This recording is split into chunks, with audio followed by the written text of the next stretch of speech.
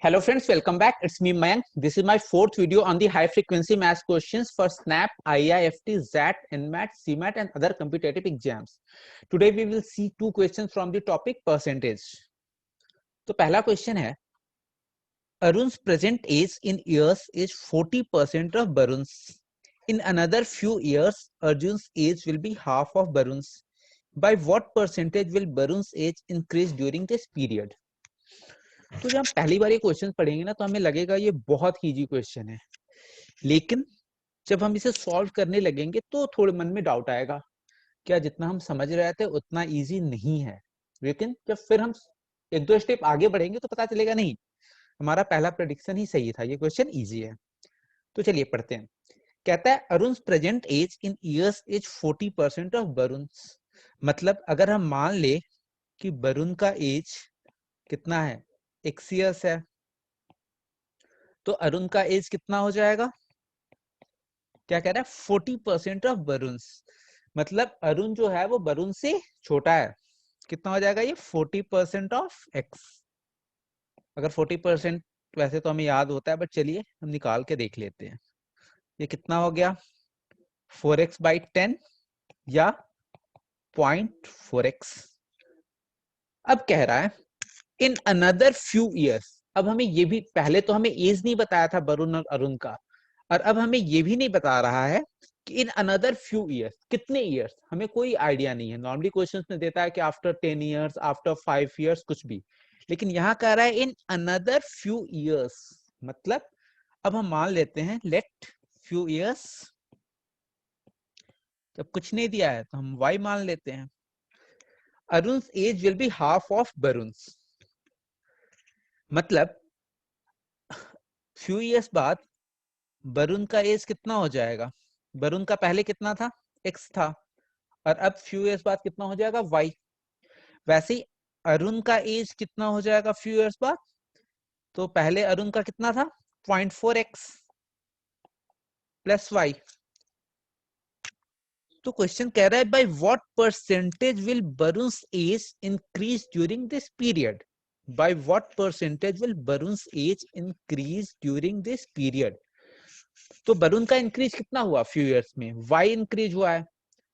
पहले वरुण का कितना था, x था, और हमें निकालना क्या है बाय व्हाट परसेंटेज, मतलब 100। मतलब हमें y बाई x इंटू 100 की वैल्यू निकालनी है। तो अब हम फिर से स्टेटमेंट पढ़ते हैं। वरुण का एज हमारा क्या था, x प्लस वाई, अरुण का एज क्या है 0.4x प्लस वाई।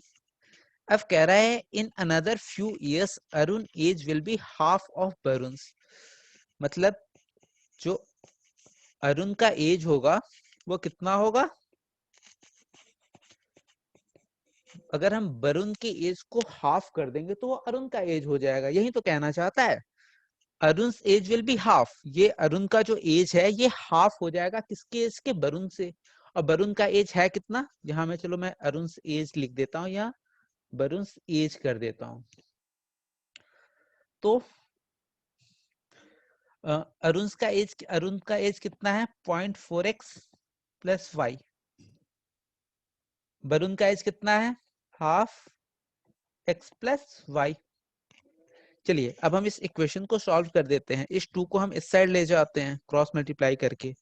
तो कितना हुआ 0.4x plus y is equal to x plus y. यहाँ कितना हो गया 0.8x plus 2y is equal to x plus y. अब x को एक साइड कर दो, इधर है 2y, ये y लेफ्ट हैंड साइड आएगा माइनस वाई, यहाँ x माइनस 8x। तो ये कितना हो जाएगा 2y माइनस वाई, कितना y, y is equal to 0.2x। हमें निकालना क्या था, अभी हमने कहा था ना कि हमें वैल्यू किसकी निकालनी है, y बाई एक्स इंटू 100 की। तो देखिए जब हम ये क्वेश्चन सॉल्व कर रहे थे तो हमारे मन में एक डाउट आना चाहिए था कि यार इक्वेशन तो एक ही दिया है, इक्वेशन एक है जो हमारा ये इक्वेशन बन रहा था अरुण एज वाला, और वेरिएबल दो हैं एक्स और वाई। तो इसके लिए कंडीशन दिया है और हमें निकालना है परसेंटेज, तो हमें एग्जैक्ट वैल्यू की जरूरत नहीं है। तो कई बार में क्वेश्चंस देख के लगता है यार यहाँ इक्वेशन एक है, वेरिएबल दो है, फिर हम इसे सॉल्व कैसे करें?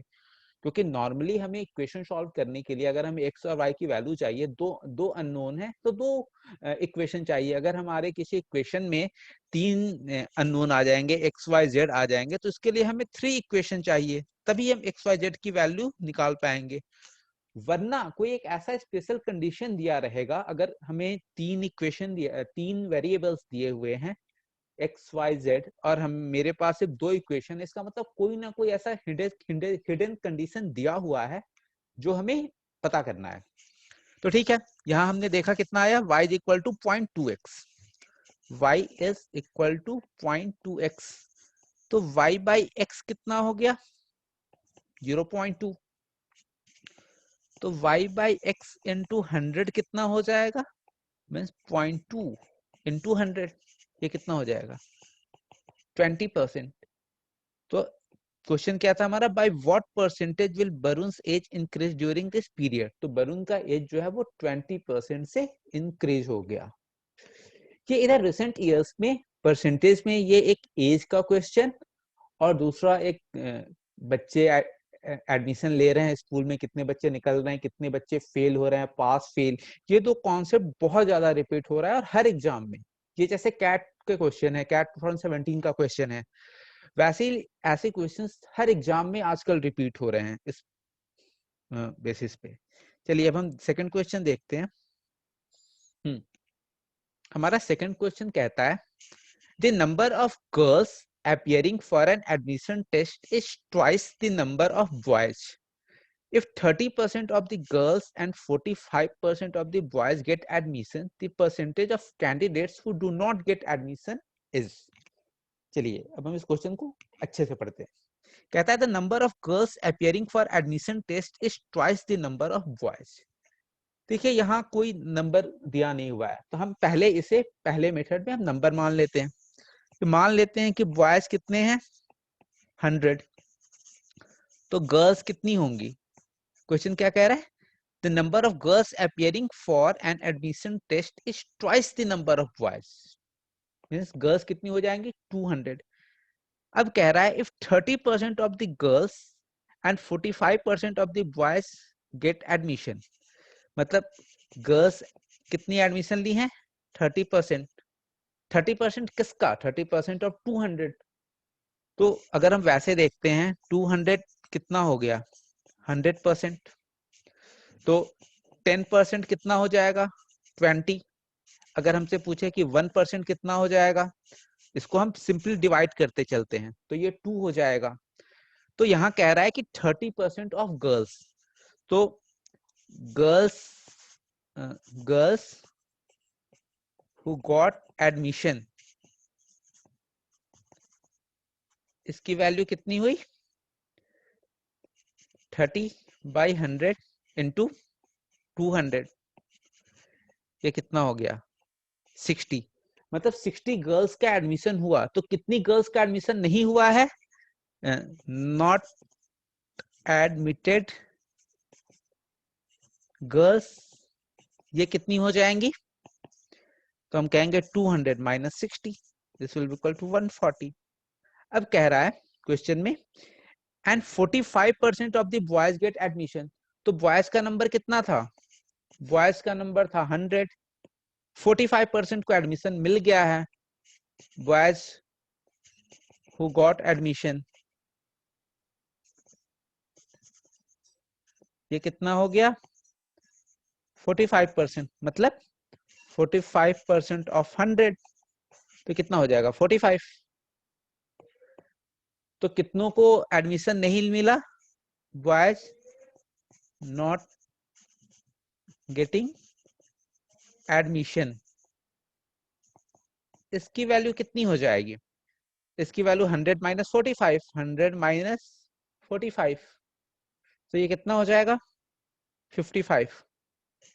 अब क्वेश्चन पूछ क्या रहा है, the percentage of candidates who do not get admission is.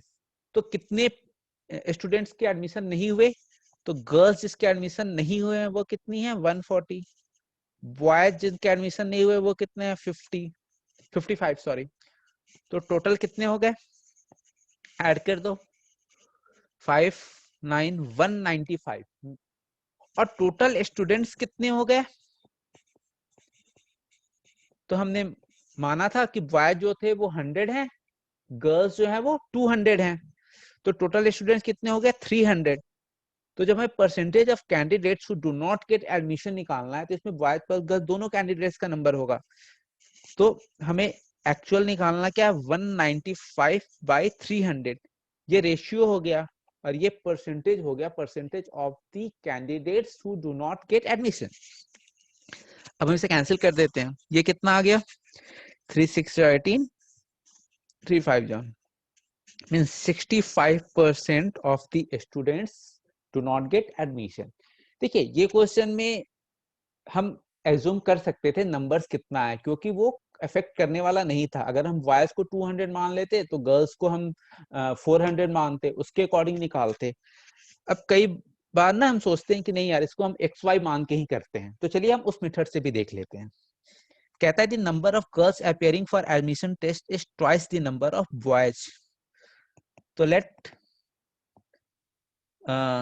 Number of boys कितने हो जाएंगे? हम मान लेते हैं x। तो नंबर ऑफ गर्ल्स कितनी हो जाएंगी? 2x। अब कहता है if 30% of the girls and 45% of the boys get the admission, the percentage of candidates who do not get admission is। अच्छा, अगर 30% स्टूडेंट्स गर्ल्स जो हैं उनका एडमिशन हुआ है तो कितने परसेंट स्टूडेंट्स का एडमिशन नहीं हुआ है? तो हम कह सकते हैं 100 माइनस 30%। इसे थोड़ा अच्छे से कर देता हूँ। अगर 30% कैंडिडेट्स का गर्ल्स का एडमिशन हुआ है तो कितने परसेंट गर्ल्स का एडमिशन नहीं हुआ है? तो 100% माइनस 30% मतलब 70% गर्ल्स का एडमिशन नहीं हुआ है। तो अब हमें क्या निकालना है? Number of girls not getting admission. Number of girls not getting admission, इसकी वैल्यू क्या हो जाएगी? 70% ऑफ 2x। गर्ल्स कितनी थी? हमने बॉयज का माना था x, गर्ल्स कितनी थी? 2x। तो 70% ऑफ 2x कितना हो जाएगा? 70/100 इंटू 2x।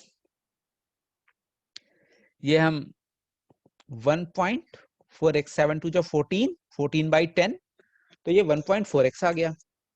वैसे ही बॉयज में कितने परसेंट बॉयज का एडमिशन हुआ था? 45% बॉयज के एडमिशन हुए थे। कितने बॉयज के एडमिशन नहीं हुए? तो 100% माइनस 45%, मतलब 55% बॉयज नॉट गॉट एडमिशन। यही तो इसका मतलब हुआ। अगर 45% का मतलब उनका सिलेक्शन हो गया तो कितने परसेंट बच्चों का नहीं हुआ? 55 का। अब हमें क्या निकालना है? 55% ऑफ x। बॉयज कितने हैं? ये क्या निकल जाएगा? Number of boys not getting admission. ये वैल्यू कितनी हो जाएगी? 55/x इंटू 100, या इसे हम डायरेक्ट कह दे 0.55x। फिर यहां से हो जाएगा कि total candidates not getting admission कितना हो गया? गर्ल्स कितनी थी? 1.4x, बॉयज कितने हैं? 0.55x। ये कितने हो गए? ये हो गया 1.95x। और टोटल स्टूडेंट्स कितने हो गए? टोटल कैंडिडेट्स कितने हो गए? तो बॉयज थे x, गर्ल्स थी 2x, ये हो गया 3x।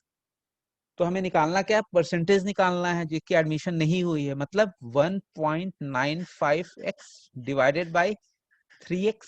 इसको जब परसेंटेज निकालना है तो हम 100 से मल्टीप्लाई कर देंगे। ये x से x कैंसिल, फिर वही इक्वेशन आ गया 3.65 और 0.65 इंटू 100 ये हो गया हमारा 65%। तो हम किसी भी मेथड से कर सकते हैं, लेकिन जो हम नंबर एज्यूम करके किए थे वो उससे कैलकुलेशन ज्यादा इजी रहता है। और ये तो चलिए, ये मेथड तो बेसिक मेथड हो गया, जिसको नहीं समझ में आता है वो करते हैं, बट हमें नॉर्मली नंबर्स एज्यूम करके ही ये क्वेश्चंस करना चाहिए। और ऐसे अभी जितने एग्जाम्स आने वाले हैं, मतलब सीमैट स्नैप में तो इस लेवल के क्वेश्चन आएंगे ही आएंगे। चलिए फिर कल मिलते हैं कुछ और क्वेश्चंस के साथ। Bye bye.